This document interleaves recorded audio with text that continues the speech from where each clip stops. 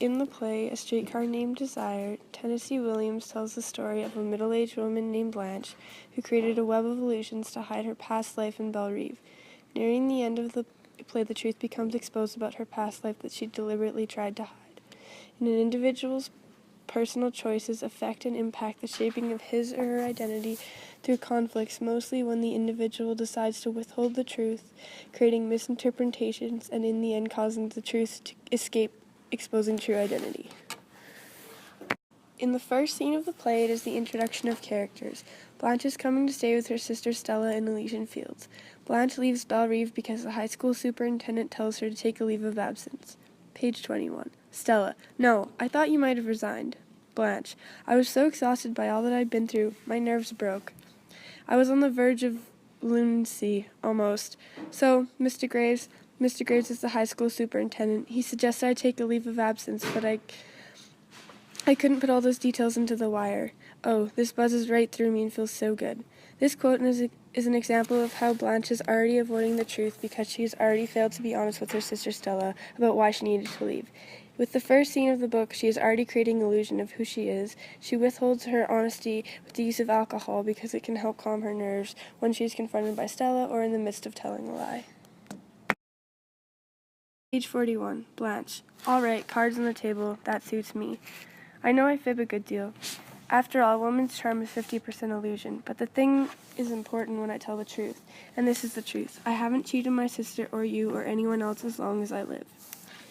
This shows the reader that Blanche admits to lying lots, yet she says she will always tell the truth. She's a hypocrite in that way. The line, a woman's charm is 50% illusion, foreshadows the amount of lies that she will end up telling later on in the play towards Stanley, Stella, and Mitch. It also refers to illusion, which is something that Blanche creates throughout the whole play. The illusion of wanting to be desired by men as a person she believes they want her to be that she isn't. Page 55. Blanche: I bought this adorable little paper-colored lantern at this Chinese shop on Bourbon. Put it over the light bulb, will you please?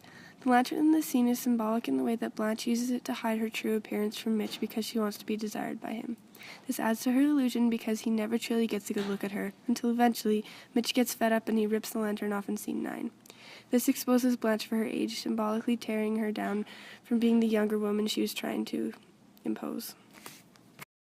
Stella and Blanche are gossiping about Stanley. Blanche says he acts like an animal. She says this because she is accustomed to the polite suitors she had back in Belle-Reve. She then tells Stella, don't hang back with the brutes, page 72, because she believes Stanley is barbaric. During the conversation, they were led to believe it was only between the two of them. They didn't realize Stanley was around the corner listening while Blanche is trying to influence Stella to leave him. When he comes around the corner, not knowing Blanche's cruel thoughts about him, he grins at Blanche, instigating the first of many conflicts Blanche has with Stanley. Page 77. Blanche: Why, everybody knows somebody named Shaw. Stanley asks Blanche if she knows someone named Shaw. She plays it off, trying to cover up any past interactions with someone named Shaw. This is another example of how Blanche chooses to avoid telling the truth, even though later on the truth becomes revealed when Stanley gains more information about this man named Shaw. Blanche also states, the Hotel Flamingo is an establishment I would dare to be seen in. Even after Stanley tries to confront her, Blanche continues her attempt to cover up her real life back in Belle-Reve, especially because she said she had never been to a place that we learned she had frequently visited. Blanche: Now run along now, quickly. It would be nice to keep you, but I've got to be good and keep my hands off children. This is important because it is out of the ordinary that she would feel the need to talk about keeping her hands off children. This draws questions about her past and what really happened at the high school in Belle-Reve. Also note the only time she says revealing evidence like this is when she's alone. At roughly halfway through the play, it's clear that Blanche does not want her peers knowing many details of her real personality or past life in Belle-Reve. Blanche has been a constant mess of lies since she arrived in Elysian Fields. Slowly but surely, the path she chooses by lying will lead her into a downward spiral once the truth comes out. In her case, it's inevitable. With Stanley already on to her about why she took her leave from teaching and asking about Shaw, Blanche refuses to have any connection with, which is putting Stanley into a position to search for more evidence, also telling Mitch her secrets, jeopardizing Blanche's fantasy of love. Her need to intentionally deny the truth is what leads to her exposure by the end of the play. Page 99. Stella. What about the flamingo? Stanley. She stayed there too. Stella. My sister lived at Bellerive. Stanley. No, sorry, Bob, she didn't. They kicked her out of that high school before spring term ended. I hate to tell you the reason that step was taken. A 17-year-old boy she got mixed up with. In scene 7, Blanche's past life in Bellerive was dug up by Stanley when he came to the assumption Blanche was untruthful, and he searched for his own evidence about her. Slowly, Blanche is being questioned by most characters in the play.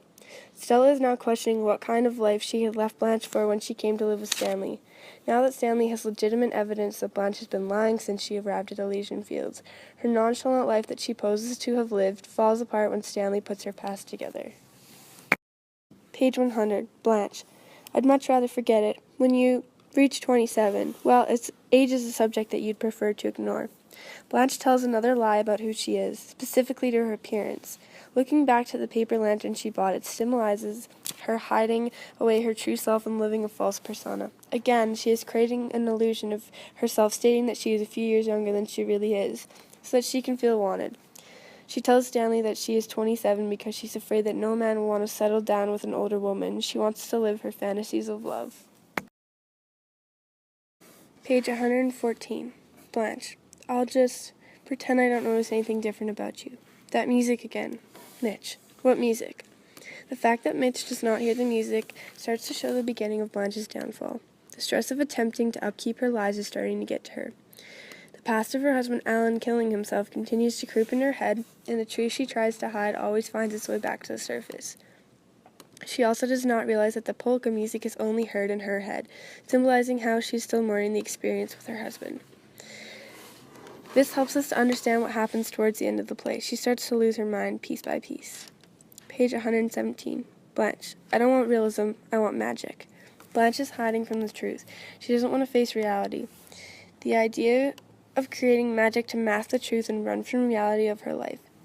This also reveals that she's lying, and the magic she is referring to is the lies. Page 118. Mitch. Tarantula? Blanche. Yes, a big spider. That's why I brought my victims. This quote is another clue from Blanche's past. Throughout the last couple scenes, there are hints that lead the reader to believe that she was a prostitute. The fact that she says that's where she brings her victims, referring to her clients. The idea that the spider also creates the mental image. Spiders tend to be out more at night, in the darkness, to collect the flies from their webs.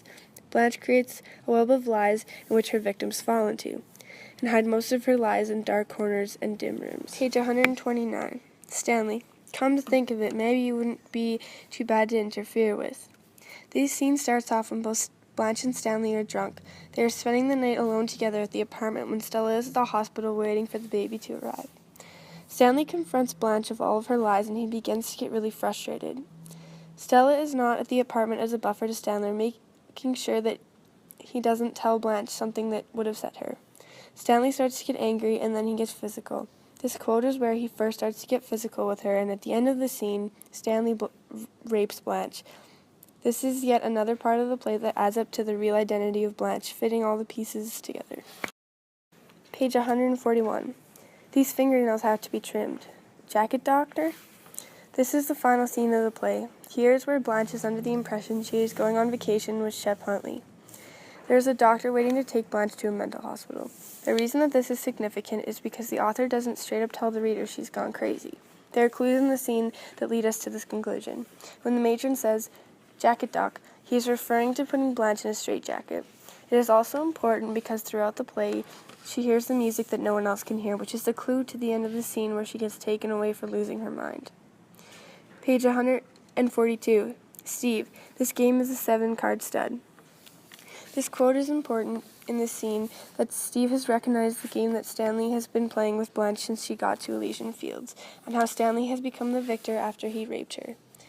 When Blanche gets taken away is when Stanley feels true victory. The word choice of 7-card stud is very significant because the 7-card stud game refers to the game that's constantly changing, and a stud is in reference to a dominant male.